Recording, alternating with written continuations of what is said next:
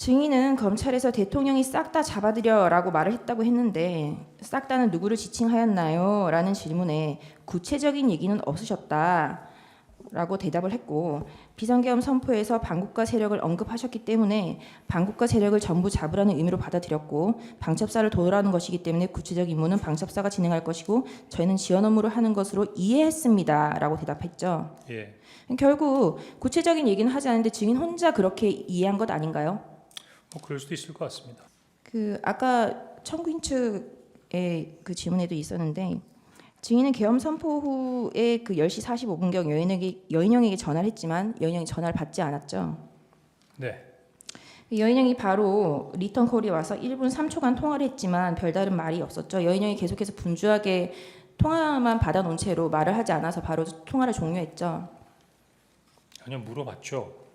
방금 말씀드린 대로 국방 차관에게도 물어봤고 또 여인영 사령관에도 지금 사항이 비상계엄이라고 하는 사항이지 않습니까?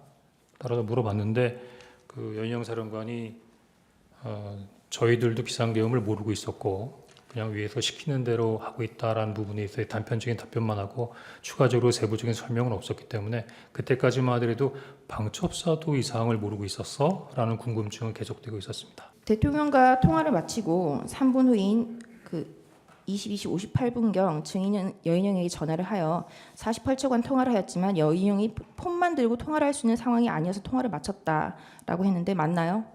그런 것 같습니다. 그리고 증인은 이전 대통령과의 통화에서 여인영 방첩사령관과 계엄과 관련하여 통화를 해보라는 지시는 아니었나요? 라는 질문에 직접적으로 그런 워딩은 없었습니다라고 답했죠.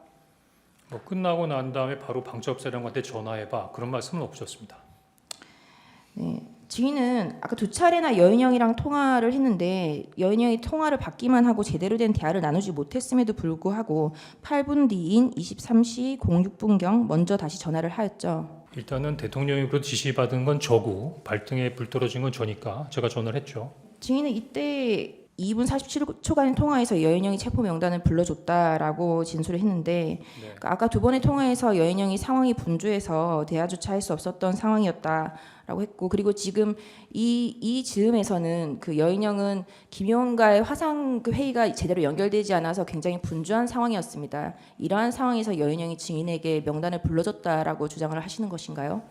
당시에 여인영 사령관이 어떤 분주한 상황인지에 대해서는 전 설명하지 않았고 저는 여인영 사령관이 이야기하는 데를 듣고 기억하는 것을 그대로 말씀드리고 있는 겁니다. 네, 계엄당일 국정원장 그리고 1차장, 2차장, 3차장 그리고 기조실장 등이 참석하는 정무직 회의는 23시 30분경부터 10여 분간 진행되었죠. 그리고 증인의 1차장 산하 부서장 회의는 정무직 회의가 끝나고 40여 분간 진행이 됐죠.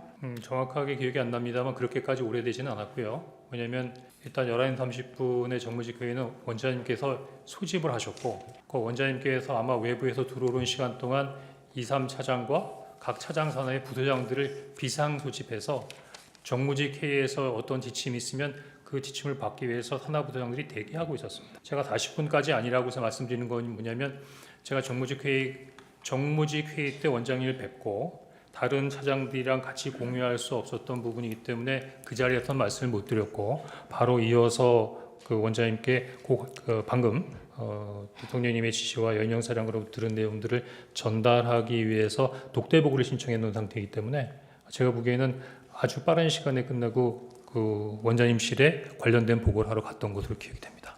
저희도 5분 더 이어하겠습니다. 5분 더 주세요. 네. 그 증인의 진술이 엇갈리고 있다고 조선일보 기사에서도 나왔던 부분인데요. 그 방금 소추인단이 똑같은 질문을 했을 때 그때는 회의 직후에 보고를 드렸다라고 진술을 했고요. 아니요, 그때 그 부분에 대해서 설명을 드리겠습니다. 네, 제 질문이 끝나고 답해 주시죠. 네. 증인이 국정원장에게 보고한 시기에 대해서 12월 11일 검찰 조사 때는 정무직 회의 후 1차장 산하 부서장 회의를 마치고 다시 올라가서 독대를 했다라고 했다가 맞습니다. 1월 22일 국조특위 오전에는 정무직 회의에서 어떻게 그런 중요한 얘기를 안 할 수 있냐 정무직 회의에서 말을 했다고 했다가 국조특위 오후에는 정무직 회의에서는 아무래도 민감한 사항이기 때문에 말을 할 수 없어서 정무직 회의가 종료하고 나서 독대를 했다라고 진술이 변했는데 도대체 언제 보고를 한 겁니까? 예, 변호인님 그거 물어봐 줘서 감사합니다. 그러지 않아도 그 조선일보에 그런 기사가 나와서 핵심만 말하시죠. 언제 보고를 했다는 것인가요? 제가 22일 날 오전에 이렇게 얘기했는데 오후에는 이렇게 얘기했다라고 말이 바뀌었다고 얘기하는 게 언제 의지지 보고하셨냐고요? 일단 제가 오전에 얘기할 때는 10시 53분에 대통령으로부터 보고를 받고 전화를 받고 지시를 받은 다음에 11시 06분에 방첩사령으로부터 잠시만요, 증인. 그게 증인의 진술이 왜 어떻게 바뀌었는지 지금 해명하시라는 게 아니라 언제 보고를 하셨는지 하나의 사실을 이야기하시라는 겁니다. 예, 그거는 정무주개가 끝나고 산하부장하고 간단한 회의가 끝난 다음에 바로 독대 보고를 원장님께 신청해서 그 다음에 보고가 이루어졌습니다.